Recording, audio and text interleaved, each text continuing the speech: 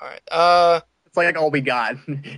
Our whole thing is, so quit calling back to things. Yeah, yeah. All right. So next one is Sony unveils new trailer for DC Universe Online. Did you watch the trailer? I hate to say this. I thought it looked awful. Here's my thing. None of that's gameplay footage. Like, Oh, like, there's that. Yeah, it all well, looked mostly cutscene-y. well, this is my problem with a lot of online game trailers. It's like, look how awesome this is. Look at all the cool stuff you get to, then you get to play the game. It's nothing like that. And this screamed of that to me. Where they're like, you get to be a hero or a villain. You get to, control the fate of the world. You get to, I'm like, no. There is no way that one character is in any way important in a game like this. Yeah, here's what confused me about it, and I have not read up much on DC Universe Online, but so tell me if you know this, Eric. Is the idea that the extra guy that they showed that it looked like you were playing as, is that, I mean, like, is everybody playing as that guy, or do you customize the character? Everyone gets to create a character.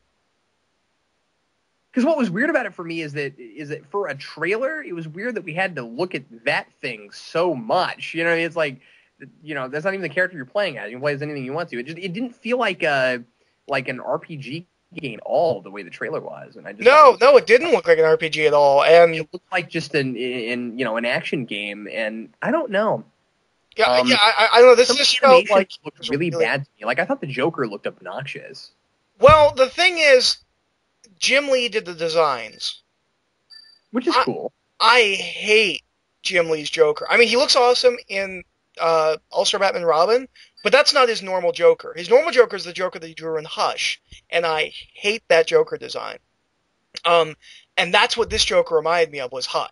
It didn't really look like that to me, but I guess I don't know. Maybe I'd have to look at it again. It's been a little while since I've read Hush, but the thing was, I don't know. Like looking at most of the character designs, I'm like, I can't tell this was designed by Jim Lee at all. Like, it doesn't look like Jim Lee art. It kind of looked like Justice League Heroes, really. Yeah, and the graphics didn't. I mean, this is a PS3 game. I mean, it didn't do anything for me. That's why I said I thought it looked bad. It's high-end PS2 graphics.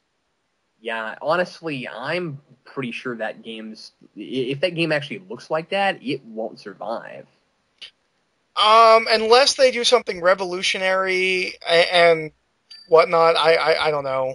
It was just a really weird trailer for an MMO, because there was no co-op showing at all. It wasn't like what would have made more sense to me is if they cut in different characters with lines like they had I'm a hero. I saved the world. I'm destroying the city, and cut different characters together and then brought them all together in that end fight scene. Like, that would have made more sense to me for an MMORPG trailer.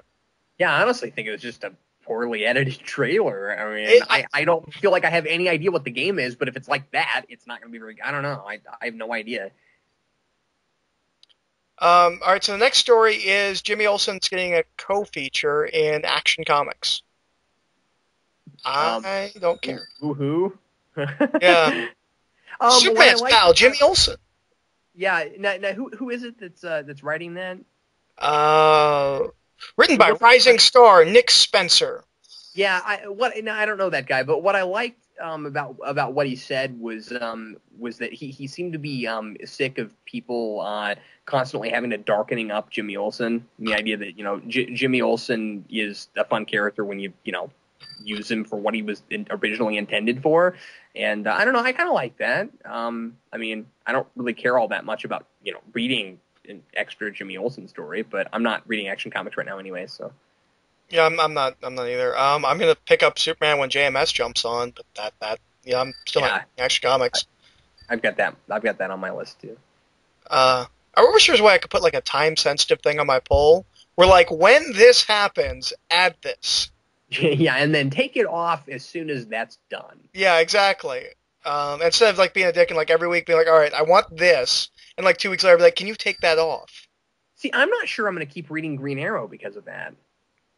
Well, Green Arrow, the new one, launches this month, right? Yeah, it does. And what's irritating is I jumped on for what was it, 30 and 31 or 31 and 32, I forget, the last two of that issue. And I read that 2-part arc and I just freaking loved it.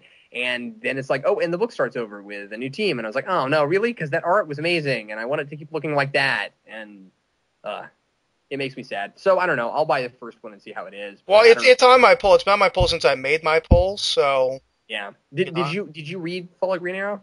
No, I didn't. I didn't have a comic at that point. I've heard good things, mostly from you. It was really great. Well, if you've only heard it from me, then you'll think it's amazing. Geekvolution supports Green Arrow, or the Fall of Green Arrow. I do. I support making Green Arrow fall down. Check out Captain Logan's new comic book. See now Green Arrow falls downstairs. Well, that sounds like a great book, Eric. It's a 6-issue mini. However, it's being drawn by Steve McNiven, so it's going to take about 9 years to come out. And it's being inked by Vince. Who just make McNiven's pictures look amazing. Yeah, I know. He does a really good job with those. And he does it in red and blue, so it's 3D. Oh, no, don't even go there. All right, so the next article is, we have first look pictures on the Thor, or the set of Thor. And I was like, for a minute, I had to study it for 5 minutes. I had no idea what I was looking at.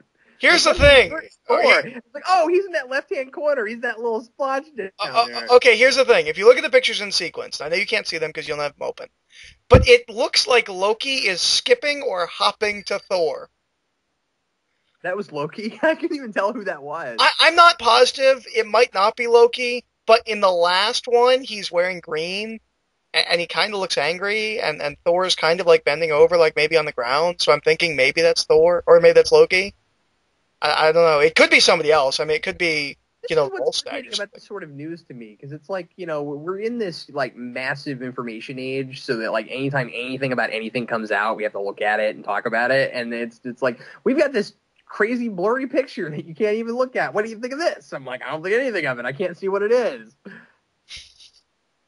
That's true. I had that with I don't know. There's something that came out recently that I had that with, where I was like, what do you think of this? I'm like, I think it's a blurry picture. So, I mean, I don't know. Am I looking at Bigfoot? We've confirmed that they are still shooting on the set of Thor, ladies and gentlemen. Yeah. That What's really happening. funny is if you look behind the maybe Loki, it looks like they're on Krypton. Yeah, I noticed that too. I was like, where are they? They're on Krypton. Oh, okay. That's good. Remember they're talking about making Superman darker? Apparently they're making him Thor. Are you telling me that Thor is going to have to kneel before Zod? That's who that is. That's why he's skipping at him. He's saying kneel. Wait, Zod son of Jor-El, kneel before Zod. Kneel before Zod, Thor. All right. The next story is Robert Rodriguez, famed director of like great movies and then really, really, really like 180 children films that not sure whether they're actually good or bad, but kids seem to like them, has been offered Deadpool. This is awesome. He was my pick back. I did a video months ago, maybe even a year ago, with Nate of Deadpool and Friends, where we went through like possible directors for the movie, and he was actually my pick to direct Deadpool because he does action and comedy really well. Yeah, he does. I mean, and Deadpool is the kind of hokey comedy that, I mean, I'm not going to say that Deadpool and 300. What am I? I'm tired. I'm stupid. In Sin City, I mean, I'm not going to say that like they have especially similar types of comedy, but they're quirky in their own ways. I mean, he definitely seems like the right pick for that. I'm really kind of hoping he takes it because Sin City showed. Oh yeah, because we should definitely mention that he was offered it, but that means nothing. Yeah. Well, Sin City clearly showed he has a deep respect for comics, sure. or at least adapting correctly.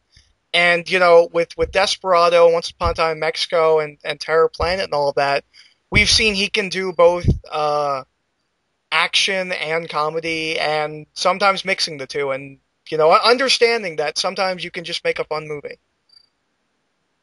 All right. I'm gonna stop it there.